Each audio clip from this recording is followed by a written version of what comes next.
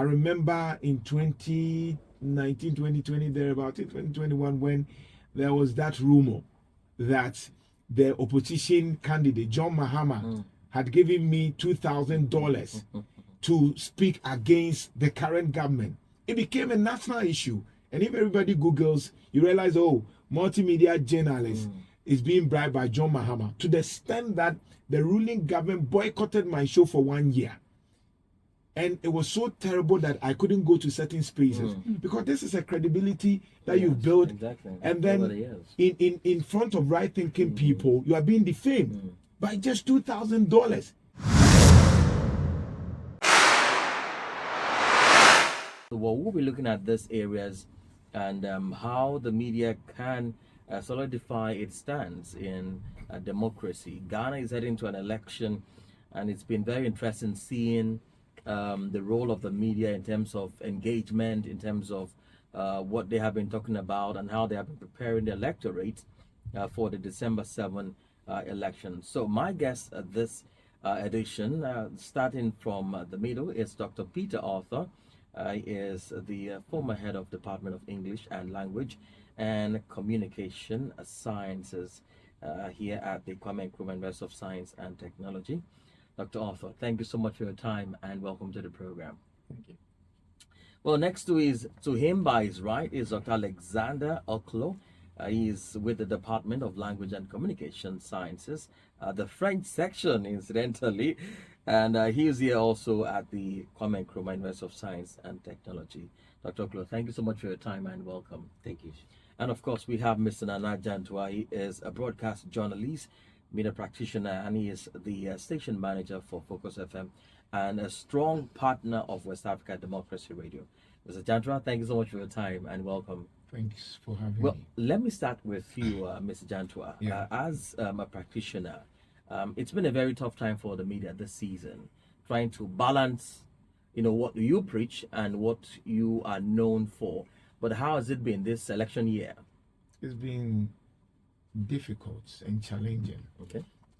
Especially where we find ourselves, trying to be credible, trying to be factual, trying to back your analysis with research, trying to analyze based on the various polls is difficult because if you look at a certain government that want to break the 8, which is very tough for them, and you look at a certain candidate when he was the president who was given a huge margin to leave office by 1 million gap, which was unprecedented, and now all of a sudden the polls are trying to favor him. And as a journalist working to ensure that perhaps you report what is there, it's difficult. And that is where the issue of organized flag comes in. And organized flag is simply about how a certain group of people decide to come together to make sure that in the eyes of the public, you are not credible. People see you as somebody who is not factual, and perhaps you are a stomach journalist. Are these people from, say, the opposition party or people who just want to be mischievous? Well, it comes from both sides, especially when you are exposing the government. You find the foot soldiers of the government deciding to attack you as a presenter, working as a journalist.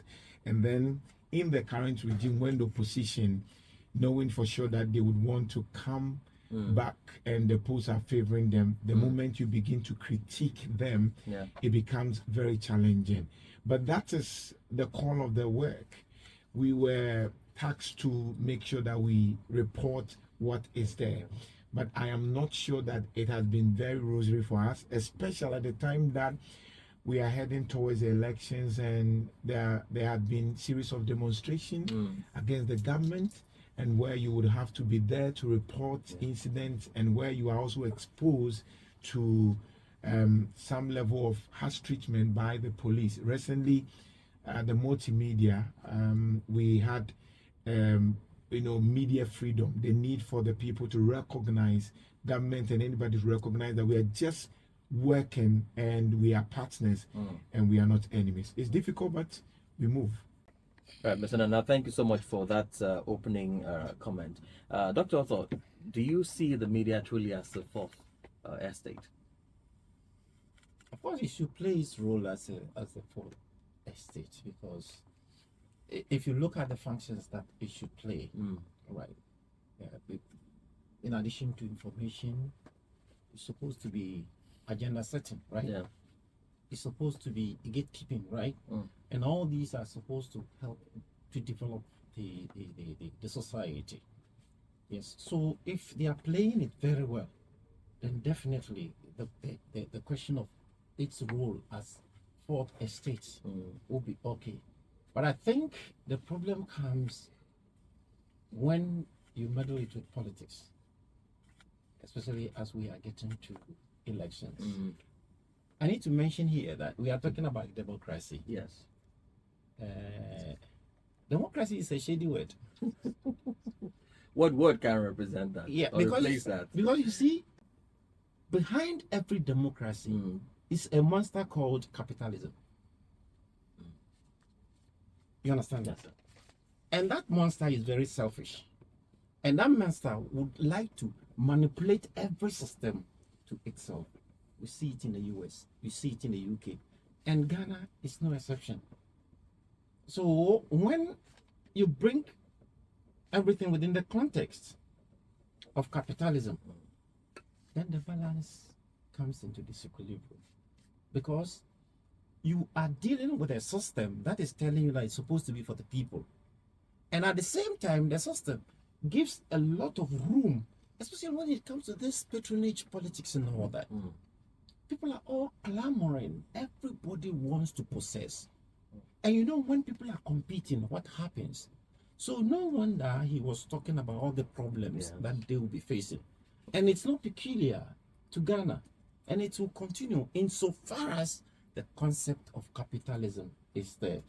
And maybe as we go on, we will talk about some of the elements of capitalism that really enter into our political animal, making it a monster that is eating us day by day. Indeed. Well, Dr. Ocloo, do you think over the years there's been changes in the way media operate? Because now I understand, in fact, like you mentioned, capitalists, some people can own up to 4, 5, 6 media houses to propagate their intentions, their agenda.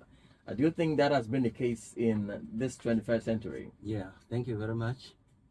That has been the case in this 21st century, because when you look at the media, previously, it is only the government that is that operates the radio, the TV, and all that.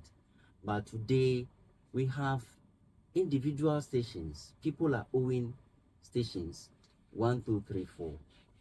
They have one in Kumasi, have one in Accra, where they collaborate, and then they discuss pertinent issues on social media, things that are affecting the population, globally, locally, and all that. So I think it's a force to reckon with, and then it is good that the media is now throwing its tentacles and opening the door widely for more people to come in, and then to expose so many things, vices, or even the virtues, for people to know things that are happening around. Indeed. Well, Mr. Jantuah, I'm sure you understand what I'm talking about. Media ownership. How is this? I'm trying to link it to what Dr. also mentioned, capitalism, and how is that? Can you link both of them and the state of democracy? I think that is a very critical question. Media ownership is part of the censorship or the flags where we have a lot of politicians in Ghana owning a lot of radio stations, both sides, MPP and DC. And we know how they are manipulating people, setting agenda, infusing a lot of propaganda in order to acquire into their whims and caprices. The challenge is that they have the money. An ordinary person may not have the money, because if you're a business person wanting to enter into the media space, you need a lot of investment. And of course, the politicians have monies in Africa. And they know that if they have it, because in the olden days, it was the traditional media, the private, whom they couldn't influence. who were just churning out certain information, but they were not happy. So the only option was, when their government is in power, they get somebody to become the NCA director. So like we speak, we have MPP NCA director. When there's a change of government, we'll have an NDC NCA director. So what do you expect? But shouldn't that be a media house of the people, where whoever heads is impartial, is neutral? That should be the case, but unfortunately, it is not the case. Because, for example, our constitution has mandated the president to take certain, to have certain authority, executive authority over virtually all the sensitive institutions in the country. I mean, Chapter 8 of the Constitution, the president shall be the head of the state, head of government, the commander-in-chief of the Ghana Armed Forces. And he appoints IGP, appoints virtually everybody. You understand? So they are able to directly manipulate and control supposed opposition radio stations or media houses. And it is not exclusive to Ghana. Elsewhere in Africa, in Senegal, we monitor what is happening and how they want to also make sure that they are flanking any dissenting opinions and voices. In Ghana, virtually, we are not so much into the extreme, but we know how individual media houses and presenters who are very, opinionated are being attacked, insulted, and sometimes threatened because they feel that you are loud. So media ownership has really brought down the profession, because you find a lot of people saying things that are not part of the profession. But of course, they need to make sure that they do things according to the vision and values of the owners. And that is how it becomes very difficult when you want to be credible, because they know that for you to say these things, it means you hate the government. The person will not appreciate your work as being maybe neutral or objective and just bringing out the information, because when they are able to listen to their people, in fact, that is why we have something we call confirmation bias. Because they know that if I'm an MPP person and I'm listening to an MPP bias radio station, you hear things that really confirm their ideas and beliefs. Same thing with NDC or any other media house. So the challenge is that because we have a lot of politicians and a lot of business people aligned to certain political parties owning these kind of radio and media houses, it becomes very difficult. So ownership is really challenging, especially at the time that we are heading towards the elections, because everybody says things to suit his or her interest, and that is dangerous. But doctor, do you think what some of the pointers he has mentioned has reshaped public opinions and debate? Okay, I support fully what he's saying. You see, I always keep telling the students that the media should be the eye and then the mind of the society. But how can the media be the eye of the society? Monitoring. How can the media be the mind of the society? Knowledge, isn't it? Of course, if you give the society the opportunity and they have knowledge, then they'll be able to do the right thing by choosing the right type of person. We do so with knowledge. And as he's saying, if those who own the media know that they are benefiting from officialdom, from whatever knowledge the people need to do the right thing, will be sabotaged. That's very critical. No, do you understand what I'm saying? Yeah. Because I've told you that capitalism is a monster that is a very selfish one. And that when it rests its face, it doesn't consider anything. So the first thing that you would like to do if you have such benefit is to make sure that you block the knowledge flow of the people. Give them propaganda, feed them propaganda. I'm not here talking about any particular party. It's in Ghana, it's in Nigeria, it's in Kenya. We saw what happened in Kenya. Yes. It's in South Africa, and so on and so forth. So with the question of ownership, it becomes very, very, very difficult in the sense that whose media house is it? What is his interest? And who is bringing out his interest? Is it not his workers? But the unfortunate aspect is that even when a lie is repeated so many times, It becomes the truth. do you understand? Yes, sir. To the extent that at a point in time, a whole country can believe something that is not there. I'm not talking of, look, Has that happened? Have you? Give us an instance of this. it's everywhere. I mean, in Ghana.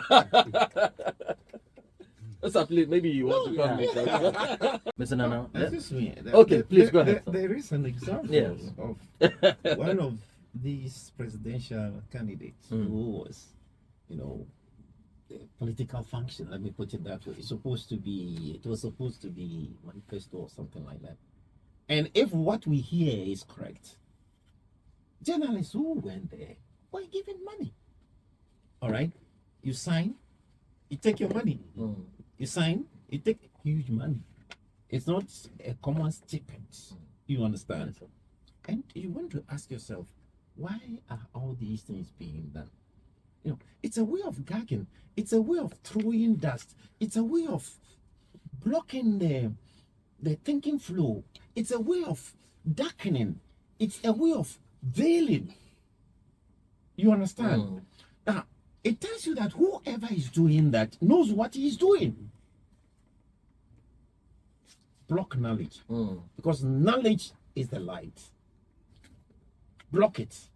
And once the people are in darkness, and that is why you see that all over Africa, I'm sorry to say this. No, I'm sorry to say this. All over Africa, we don't have good education.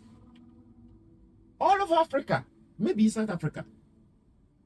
But if you look at the kind of things that we study, Ghana, Nigeria, Kenya, the content, study them carefully. And you see that they are not for development. Why? Because if we can be kept in the dark, it becomes easier for the politician to reach us. So I will leave the rest to Mr. Nana, take out the media from democracy. What do you think they will have? It will be dangerous because we are in the information world. It is part of the 21st century skills. So without access to information, it is dangerous. And that is why the issue of media information literacy is becoming very critical in our discourse. How we assess the information, how we critically assess, analyze it before we begin to share this information. It is something that many people are lacking. We just get the information and begin to share it. Understand? So The refined information. the question is that most of us would lack the skill on how to know which one is the truth to even share. We just join and we begin to believe a false information, just like Doctor said, because it has been repeated. We begin to feel that yes, that's the truth. Because where is the source credibility?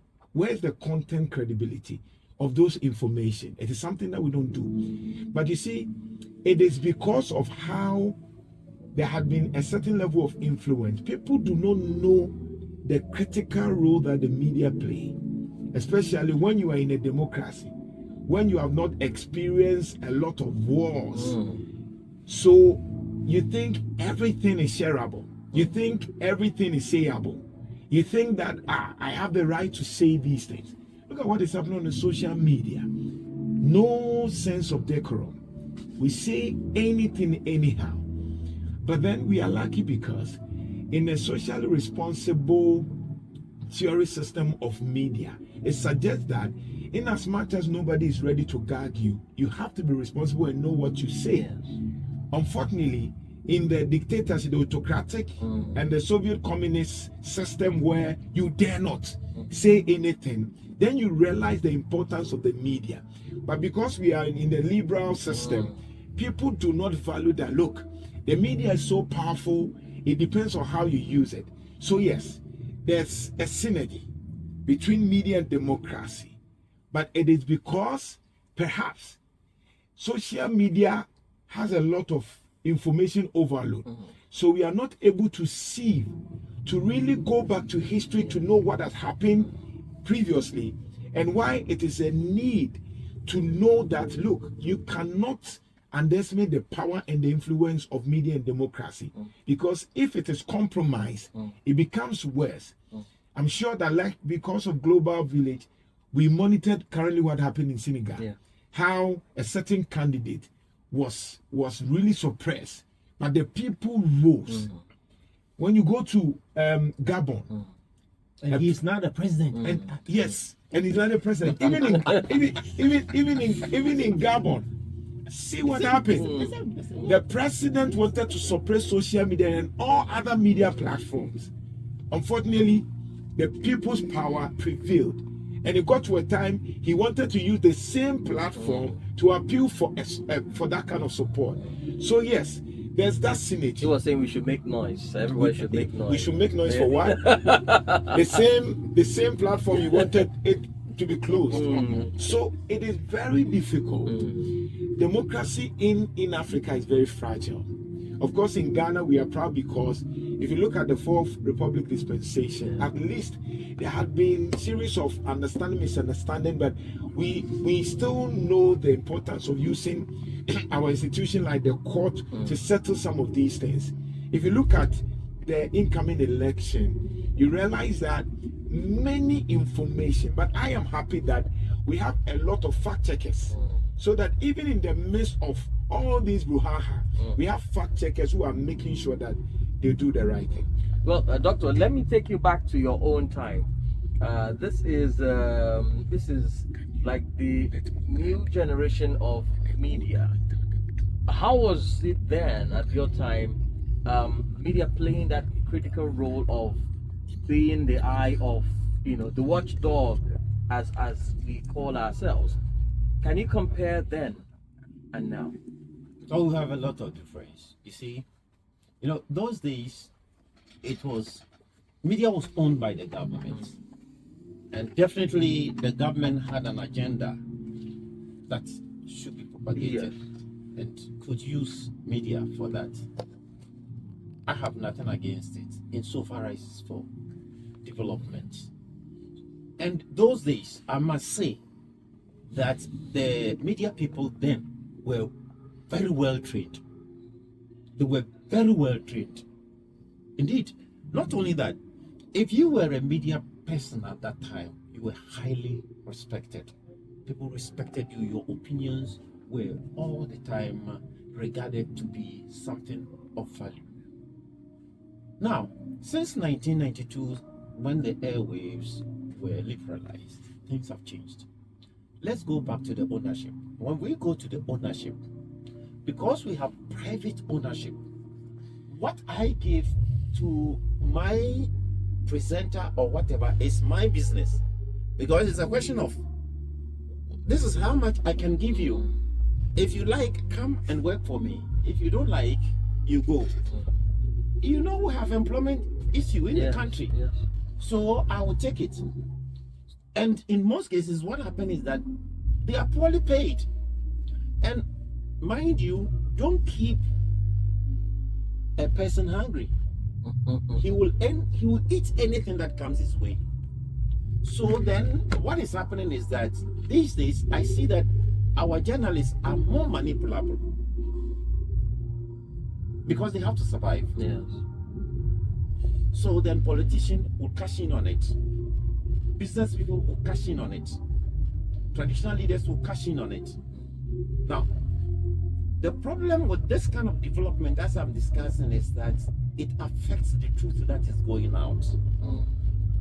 And this has brought in the kind of media people who know the truth, but because of their stomach, they swallow all the truth. They won't say it.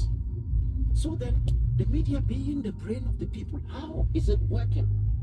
And to me, I think this particular point that I'm making is part of the reason we are not developing. Because As I said, if the media people who are supposed to be our eye are blind now, if the media people who are supposed to be our mind are dull now, where are you going? So how do we talk about the fourth realm of the state? Who is monitoring? Who is watching the watchman? Who is analyzing? Who is breaking it down into its infinitesimal element so that we get to know what is happening? How are the people being empowered to make the right decision? How are they going to be trained to have the right type of thinking processes so that they arrive at conclusions that will help development? We don't have them. You see, and another one is when we have media houses being owned by the politicians. And I've told you that capitalism is a selfish animal. So definitely they will also make sure that their presenters are only speaking their side of the story. If I've bred Animal Farm, that's exactly what Squila was doing. And it is happening right before our eyes. At the end of the day, you know, remember, Squila, they say no animal shall sleep on a bed. And then the bed will go, Squila, I think this is what we discussed. You are that, come, let me show you. Then he has added on bed. Say, no animal shall sleep on bed. And no animal shall sleep on bed with bed sheet. Say, did we add bed sheet? Did we add? You are too dull. That's exactly what is happening. Have truths. Have truths. Truths that looks like a lie that looks like truths. This is what we are having. So it makes it very difficult for democracy to express itself. That is when we want to talk of democracy as being for the people and that people-centered. Then it's like these conditions that we are talking about have taken the people-centeredness of democracy, and it's only serving the interest of just a few people. Well, Dr. also mentioned something very important, and that is the media empowering the people. And he has mentioned that at the start, you know, the media being the eye, the brain, and the thinking of the people. But as we head into the election, has that been the case on your part? Yeah, on my part, that has been the case because right now there are a lot of media houses that are coming out with a lot of strategies to educate the people. Now, as he has said, people, because of their stomach and because of hunger, they take money from these politicians, fat money, to speak their mind. And much as we are talking about this bad element in the system, there are equally good ones also that are exposing the vices that we are talking about. Now, you take social media like WhatsApp and TikTok and those things. The world is advancing at a very fast, supersonic speed. Somebody can be here, and then what happens? You don't know. You are picked already, and you are already in the social media. That is it. And when these social media people pick these things, they have friends in a lot of radio houses. They push these things to them, and these things are all pushed onto the social media for people to. For instance, somebody killed somebody somewhere. We did not know how this thing happened before we realized this thing is in the social media that a boy was lured into a certain place and he was killed, and it became a whole issue. See, so I think well, very well. Well, if you're just joining us, you're listening to the debate edition of the Citizens Hour. And my guests have been Dr. Peter Arthur, Dr. Alexander Ocloo, and of course, Mr. Nana Jantuah, broadcast journalist and media practitioner. We have been looking at the role of the media in democracy. Well, as we wrap up this conversation, Mr. Nana, let me come to you. How are we going to reshape the media to ensure that they truly play their role? Yes, we know, the two doctors have talked about stomach infrastructure, which is most of the reason why most people go into the media, even if they know that what they are reporting of their mind, their conscience, pricks them at times. How can we reshape that and ensure that what we have is the media that we know and what we're supposed to do? So far as the media is also a human institution, we cannot have a perfect system. And that is why, because of that, any media person who wants to enjoy competitive advantage must ensure that his information flow is always backed by logos, which is based on facts and research. Because if you look at the Aristotle principle, where he deals with the ethos, the ethical aspects of information, it deals with the credibility of the person delivering the message. It's very important, because then if you are not credible, people will know over the period of time. Maybe you can start for people to believe, but there will be a time they'll be able to know based on other information. Because people will believe your information, but when they are second opinion, they would then decide to analyze who has been giving us false information and who is doing the right thing. That is the principle. And then the issue of facts and research is important, because then when the message is backed by fact, even when the person is not credible, but then the literature supports it, for that people can say that, okay, based on these empirical evidence, whatever you are churning out, it's factual. I think that you cannot have everybody doing the right thing, but then we all would make sure that there's a standard. And that's why we have the code of ethics. We have universal principle in terms of the media work that at least enjoins us to be factual, to be credible, to ensure that we do not misinform. Because the issue of fake news abound. And of course, it comes out, unfortunately, from we, even the media houses, because we don't have the time. We want to be the first to come out with the information. And because of that, it creates a lot of problem. I feel that because of citizen journalism, they are putting a lot of pressure on the traditional media to ensure that we do the right thing. Because I can tell you, sometimes you can put out certain information and you have people who are not professional fact-checking you. And they will know that, look, you are lying, because we have A and B and C information that do not corroborate with whatever you are churning out.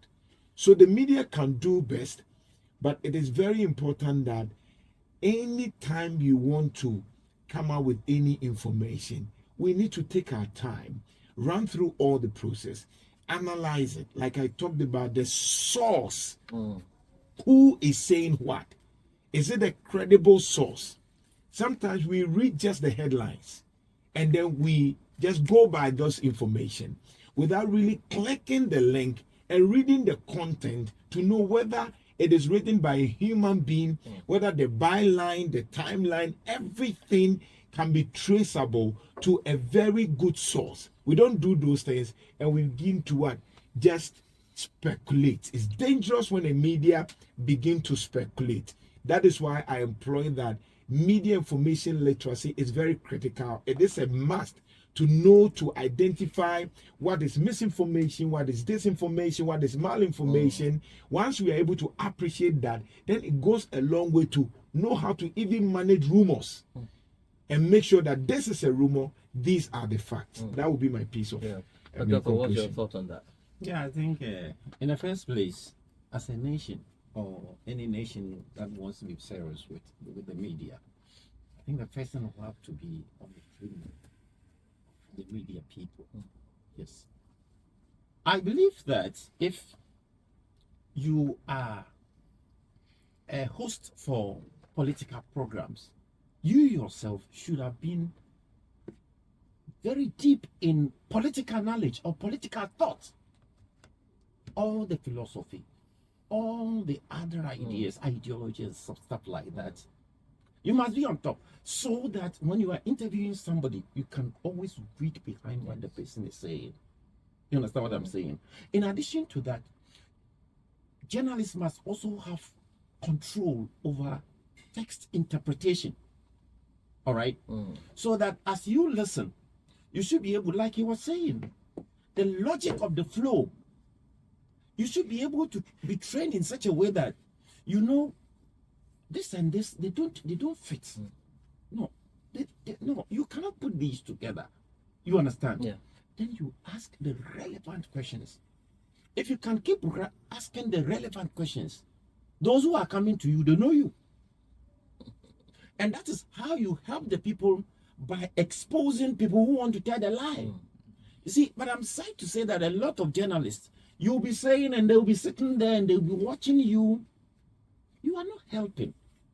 It is your duty to investigate what the person is saying, so that anybody who is listening to you will know that what the person is saying is true or not. So training is very key. In addition to that, I think we have to pay attention to specialization, where we have, if it's political show, that is a special area. If it's entertainment, that is his special area. If it is football, that is his special area, and so on and so forth. So that where you are very comfortable. And for that matter, whenever you sit in the chair, you are in your element. Yes. And you can do the best. All right. Yeah. The second thing has got to do with the Constitution. The Constitution will have to take a second look at media ownership. Because from the discussion that we have had, if it's got to do with the fact that it's the politicians who have money enough to have media houses, then God should save all of us. Do you think that will not raise an issue of the media being gagged? I mean, if the ownership needs to be reviewed. Very good. Very good. We are talking about prejudice. All right. So in any other instances where ownership is going to be colored with prejudice, then I think we have the right to question it. Do you understand what I'm saying? In that sense, we are not only talking about the politician, but any type of ownership that will downplay or that will influence the integrity and the genuineness of information flow should be stopped. You understand that? Good.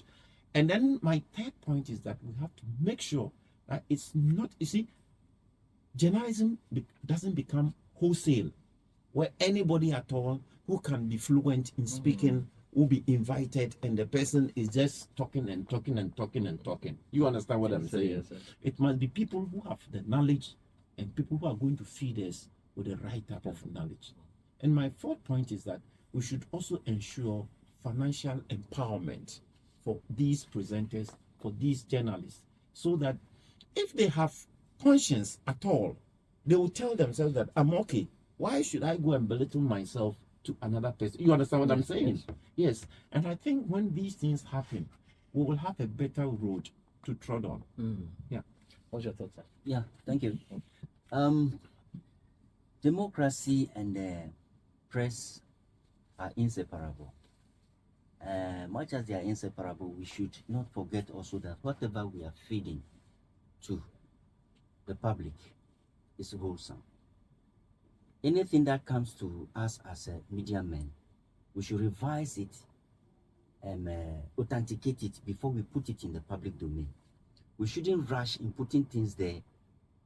Later on, we go and then find out that that was not what we meant to do.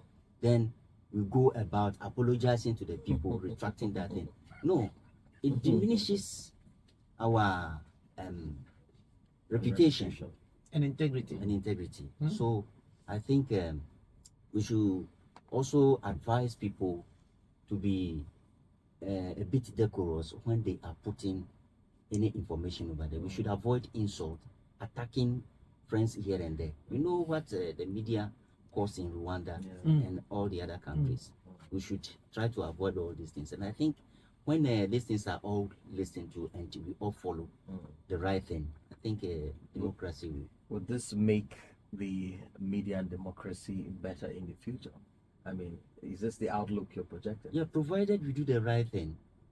It will be good for it- better.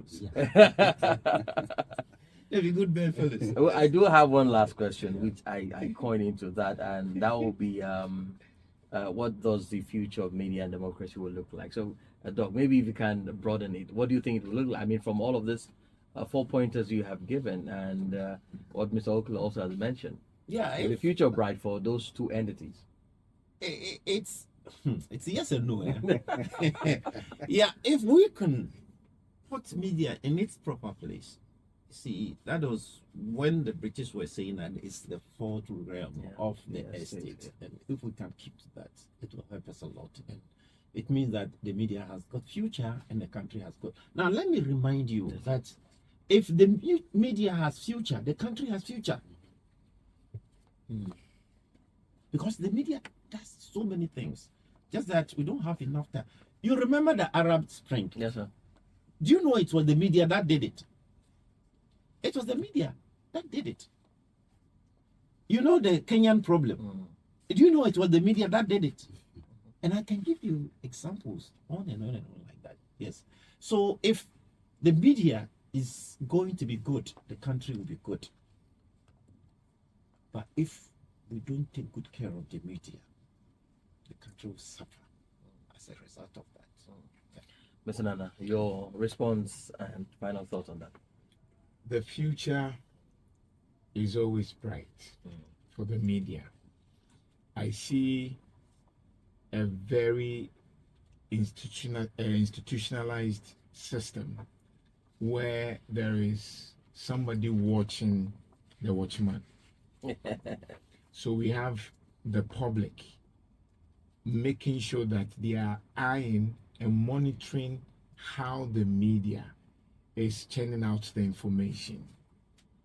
The reason why the social media has become powerful is because they realize that traditional media were becoming more like gatekeepers of information, setting agendas for certain interests, as against being at the side of the public. In that case, they were comfortable that they will be able to put a phone on themselves and start speaking about the issues. Now, you do not need to do any announcement. On social media, when we say we are going for a demonstration, people will just come. Yes. It tells you how powerful social media is. So the future is having a certain digital orientation.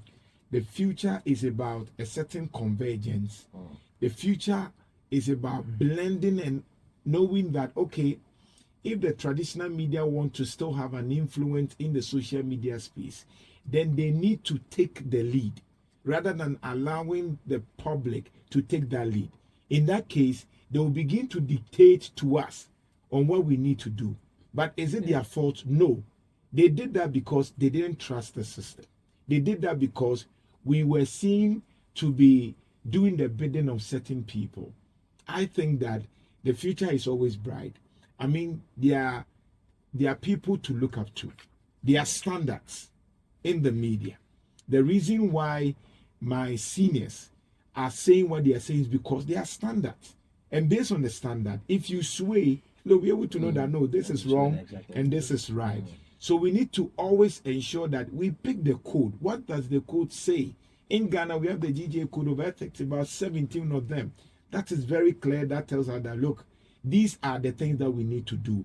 And if we follow it, we avoid the issue of defamation. We should know our limits, the issue of privacy. We need to at least have a fair idea of the media law to guide the way we do things. I think that's going to help us develop a better media in the future. I would have loved us to end this conversation here, Mr. Nana, but I want us to look at just briefly the future of the workers of I mean, this journalists. You know, Dr. Offer mentioned something that, you know, just some journalists go in, they give them a bunch of money, they sign. What will happen if they are being threatened by government? I mean, aside the stomach infrastructure, what will happen? Well, I think that it makes the work very difficult. Yes. For example, if you look at some journalists who are risking their lives, I mean, the issue of Galamsey, which is a very critical issue now, which has taken a national turn.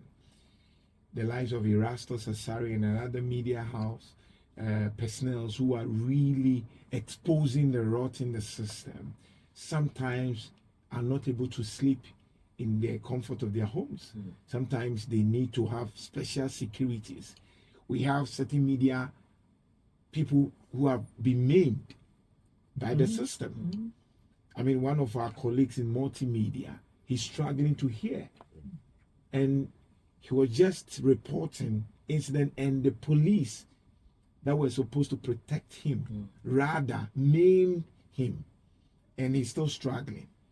We have several examples where they would push the media into a certain space that if you begin to even fight for your freedom, they will attack you. So we also have a system. For example, some of us, we've had our fair share, we continue to have our fair share. I remember in 2019, 2020, thereabout, in 2021, when there was that rumor that the opposition candidate, John Mahama, had given me $2,000 to speak against the current government. It became a national issue. And if everybody Googles, you realize, oh, multimedia journalist is being bribed by John Mahama, to the extent that the ruling government boycotted my show for 1 year.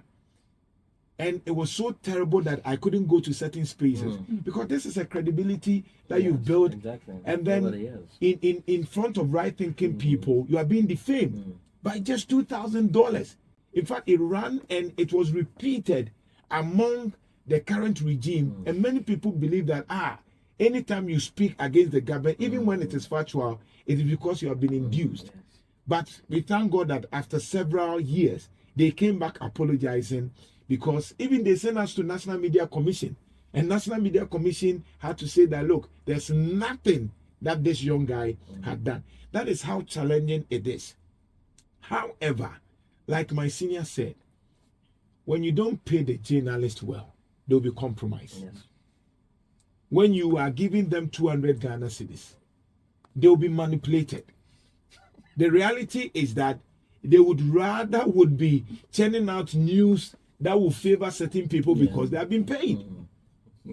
And that is why if you look at the beats of the media houses, sometimes we neglect the socio-economic issues and then focus on some political issues that do not make any sense.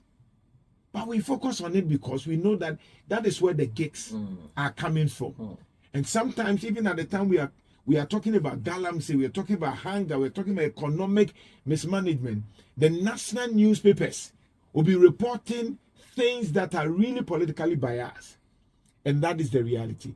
But whom do you blame? If you are not paying them well, something will happen. It only takes few people who could follow their passion. Other than that, we can talk about it. But the issue of Sole, the issue of giving monies for people to work will still continue. But I know that it is not all lost. Perhaps we believe that in the midst of the noise, in the midst of all these challenges, we still have credible personnel in the media fraternity who are still making sure that they uphold the integrity of the profession. Look, do you have something to say? I mean, I saw you noting something. Yeah, I personally think that we have to put emphasis on training. And to the extent that if you are not properly trained, you shouldn't be allowed to take that position. That's the first thing. The second thing is that we need a good monitoring system. You know, in the US and in the UK, for example, they have a very good monitoring system. I mean, apart from the cameras and all that, the computer you use, what the calls that you are making, everything, you are properly being monitored. And that is why we don't usually have that kind of scandal over there. You understand? Yes, that? sir. Okay, so we should learn from that and have a very good monitoring system. Then our medias will try to behave properly. The next thing is that we could also come up with something like a grading system and evaluation system, where every year we come up, so multimedia grade A, this is also grade B, this is also grade B, so and so. Now, next year If you misbehave, you move from grade A to grade C, and people will sit up and do the right thing for the country. Yes. Well, Doctor is speaking as a lecturer, right? Grading the media house. No, but it's done. Do you know that it's done elsewhere? Yes, yes. Yeah, it's done elsewhere. It's not only the media houses, elsewhere. I don't want to mention the places, even restaurants and all that. They go by that. I agree that. Yeah, and if you don't do something, they take off your license and all that.